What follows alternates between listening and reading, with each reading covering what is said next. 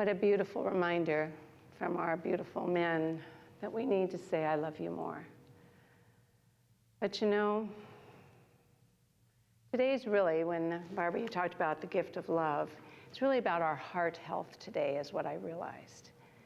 Because we can only share as much love as healthy as our heart is. The state of our heart really predicts the conditions of our life and how well we can relate to people, to God, to love, and most of all to ourselves.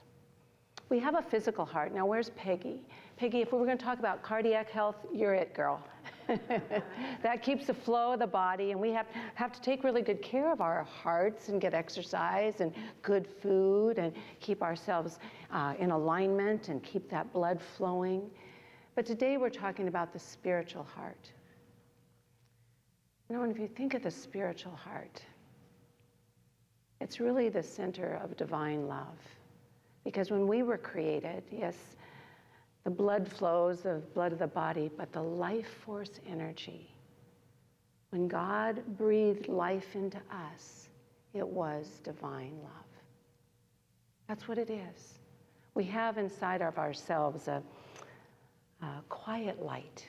We may call it the divine spark, but it's that quiet light that is the direct connection to infinite eternal love. And it's right there. But we have to decide what state is our heart in. So I'm going to ask you a couple questions. Now, Peggy would ask you a lot different questions, but I'm going to ask you, what do you talk about most in your life? What do you spend the most time doing? Who was that you that said washing dishes?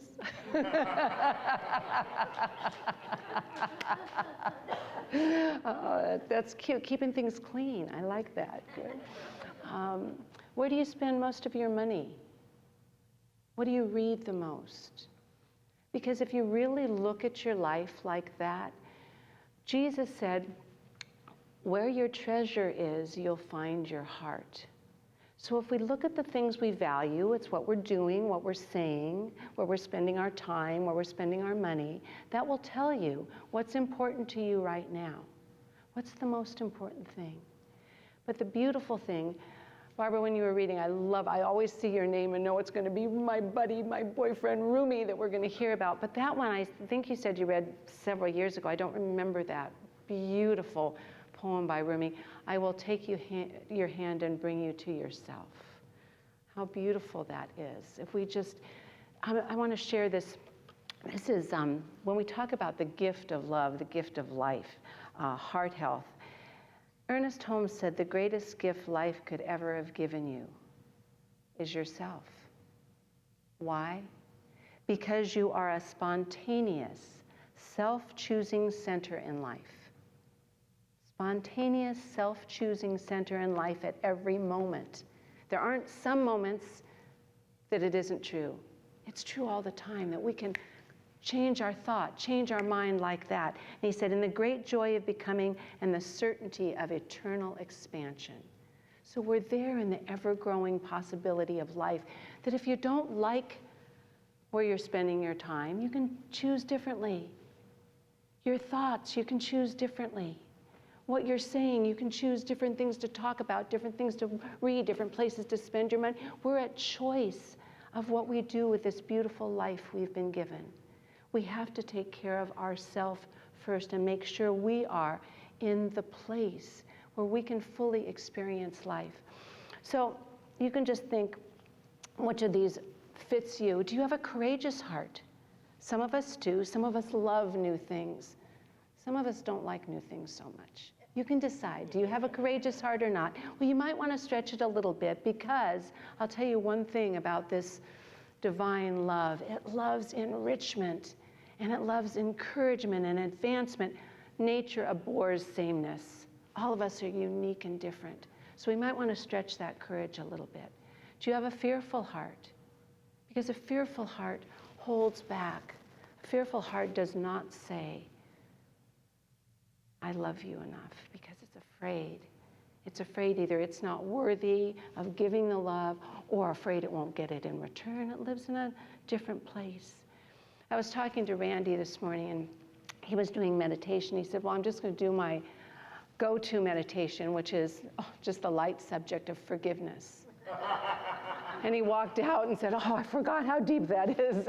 But if you have a forgiving heart, I'll tell you what, you know what freedom is. Because the hearts that don't forgive, they are blocked and locked, and they don't know how to open up to be receptive to life. So if we start, Randy, we need that again, your meditation again. So we'll do that. I saw when he came out the difference it made. It was beautiful. But a forgiving heart, to know freedom, to know freedom. And of course, an understanding heart. That's going to lead you to wisdom. It's going to lead you to connection. It's going to lead you to greater understanding. And of course, an understanding heart will lead you to each other. It leads to connection. It will lead you back to yourself, but it also leads you to one another. So if I was going to talk today about heart health and how to be in the flow of life, just like we need our blood flowing, to keep ourselves healthy and well, we need that life energy flowing. And to do that, we have to be balanced. We have to have balance in our life. We have to keep that little cord in us, that little bitty light that connects to the invisible. We have to keep ways of getting the wisdom and the encouragement and the love of spirit. Find ways to do that we're balanced. You know what happens? We get born into this world, and we come from the invisible. All of us started as a little divine spark, an idea, and we come here, and immediately amnesia sets in. We forget where we came from. We forget this beautiful energy that is love, is what created us, and where we came from.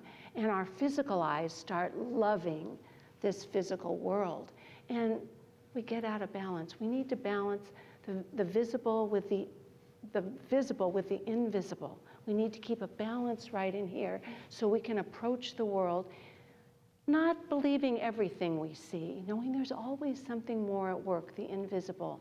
Because if we have an unbalanced life, if we're living all either in the physical realm, we're doing we can greed, addiction, just unbalance in our life, our health, everything. Or if we're living only in the invisible realm, then we spiritually bypass a lot of things, and we're not doing the healing necessary that's here on this earth. So we want to keep in the flow of life, in the flow of goodness, and honor ourselves truly, truly as a divine spirit. And I said there's no perfect parents. There are no perfect human beings, because we're here to grow and learn and become. That's why we're here and what we're doing. If we think about the spontaneous individuals we are, self-choosing, I'm going to ask you a question. If you were thinking about the things you did, and maybe you weren't balancing your life quite in the things that mean the most to you, what choice would you make right now to change? Where would you change in your life? Just one step to being a better self, just a little bit better. Well, what would you change? What would you want to do a little more? For some people, it's rest. For some people, it's be more active. For some people, it's do more spiritual practice. For some people, it's about communicating more. Love needs to be expressed. And both of the songs today from our beautiful gentlemen, our dads here, were about expressing love, right? We have a responsibility. I know when Deanna and Brooke were telling me about the adoption process they went through, they said the main thing at the top of the classes they were taking is love is not enough. You have to do your work and study. You've got to know. You've got to communicate. You've got to be aware. So we always say love is enough, but sometimes it's just not enough in its own. We have to do our work. We have to communicate. People, no matter how close you are to them, no matter how close you are to the people in your life, they can't read your mind. They don't know your needs and your wants. You need to say, this is what I want from you right now. This is what I need. We don't know those things. We have to practice those things. Kirk, how long have we been married? Don't say too long. It's Father's Day. You be nice. I need niceness from you. No, how long have you? 47 years, okay. 47. We are still learning how to communicate. Believe me, all the time. We say, how can I do this better? So when we were talking about what would you do better, I'd learn how to communicate better. I would do that, especially with people that are closest to you, I think. You know, sometimes it's easier with people that aren't close, but how do you communicate so people really know that you feel that love and care about them? There's this book. Well, let me read this first. This is about starting with kindness. If you really wonder what you can do to show love, and it's hard to come up to somebody you don't know and go, oh, you know, I love you. They probably call the police or something, you know.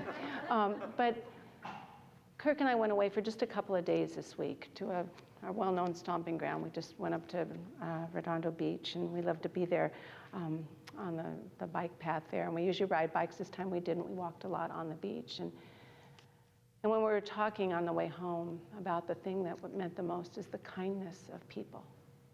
Everywhere we went, the kindness of diverse and different people in different situations, we were better because of people's kindness. And it made such a difference. And so start with kindness. And it says, when someone is kind to you, you feel understood and even seen. There is no judgment directed towards you. My boyfriend Rumi says, divine love has no calculating in it. Divine love has no calculating in it. That's why it's a quality of God and not human beings. The only sentence that is absolutely true is God loves you. God loves you. So this book, Born for Love, by my sociology teacher at USC, Dr. Leah Buscaglia. There's one page here that I thought I'd read before we do our Father's Day honoring. A day spent without having completed an act of love is a day lost. He says, we all have so many possible occasions for loving, and yet there is so little demonstrated love in the world. And one of the things I'm hearing a lot now is there's so many problems in this world. What can I do? I don't even know where to begin. There's so many problems. And I know, I understand. Believe me, I feel that way too at times. It's like, oh my gosh, I can't take another this or this. Well, here's the answer to that. Demonstrated love. People are dying alone and crying alone. Children are being abused, and elderly people are spending their final days without tenderness and love. In a world where there is such an obvious need for demonstrated love, it is well to realize the enormous power we have. The enormous power we have to help and heal people in our lives with nothing more complicated than an outstretched hand. Here, let me bring you back to yourself. Let me remind you of who you are, that you're important and you matter. An outstretched hand or a warm hug. Day's end is a good time to reflect on what we've done to make the world better, more caring and loving. If nothing springs to mind night after night, it may be a good time to consider how we can change the world for the better. We need not perform monumental acts, but act on the simple things that are readily accomplished. A phone call we can make, a note we can write that we've put off writing, and a kindness that we failed to acknowledge. When it comes to giving love, the opportunities are unlimited, and we are gifted. So that would be homework today. And we're going to start right now, because when I said that Father's Day is a time, it's important that we honor the beautiful men in our life. We honor them and give them the love that we often don't give enough of.